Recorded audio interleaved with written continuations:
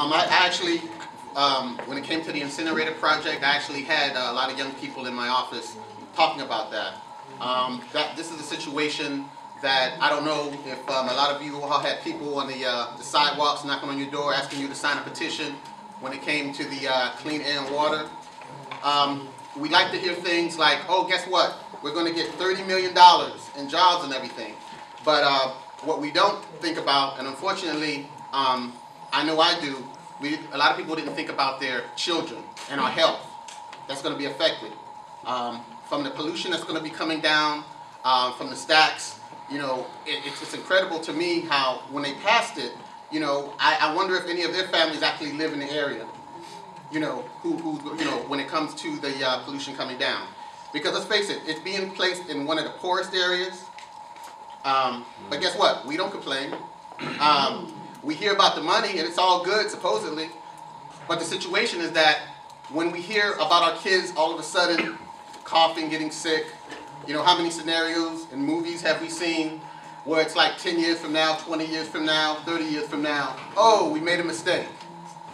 You know, but unfortunately, we weren't really given that choice. It was voted on and it was put through. And now, when it comes to our health, you know what? Is there really a way we can rewind and get that back? Because our health is priceless. We really need to go ahead and start taking a stand. And this is the reason why I'm running for city council, because unfortunately, when it comes to these situations that are affecting our areas and the things that are going on here, I'm afraid that it just doesn't seem like we have any say. Thank you.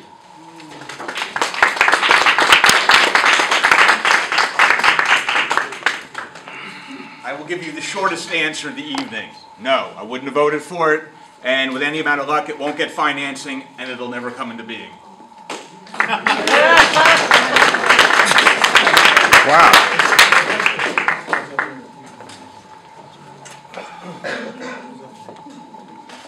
The incinerator project, another rushed deal. I don't think that they thought this through, that they asked any of us for our opinions. Did we even know much about it? I can say honestly, no. I learned about it by talking to my friends, talking to people that were mad and angry and signing petitions against this incinerator for a clean air ordinance.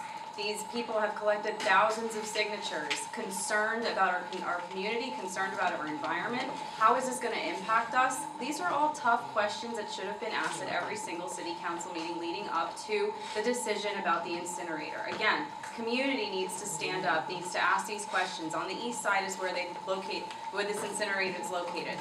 There's safety hazards for children. I went to a neighborhood meeting the other week about people complaining about the safety issues that are going on. With the water, there's commotion about the water used for the sewage to be treated for us to be drinking it again. I mean, these are conversations that people are concerned about. This is environmentally hazardous and physically hazardous. Again, another rush deal we need to think through, and this is a community decision. Thank you.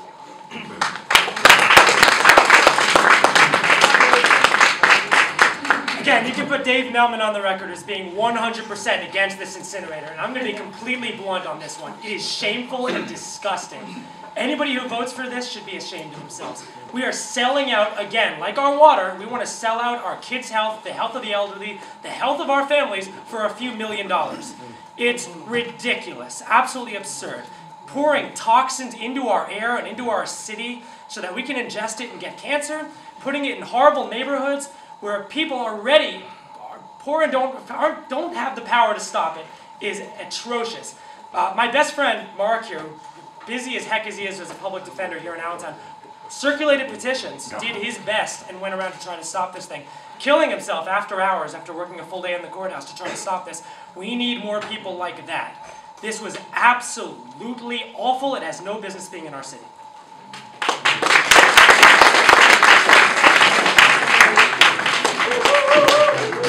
I concur. My vote would be no. We really need to think about the things that we're doing in our city. Anything that's going to be toxic to the health of our children, our families, our neighbors, we really need to think before we vote with money signs in our eyes and really think about the health of our children for generations to come. I think that we are so in a rush to have money come into various different areas that we don't consider the full ramifications of what the outcomes are going to be if we put these things in place. So I agree with Mr. O'Connell, hope it doesn't get financed, hope it doesn't go through, and I would have voted no. Thank you.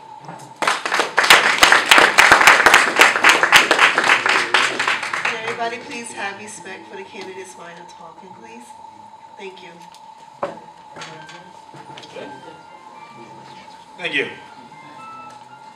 Okay, this is our last question for the evening, and then we will have your closing statements. Okay, we have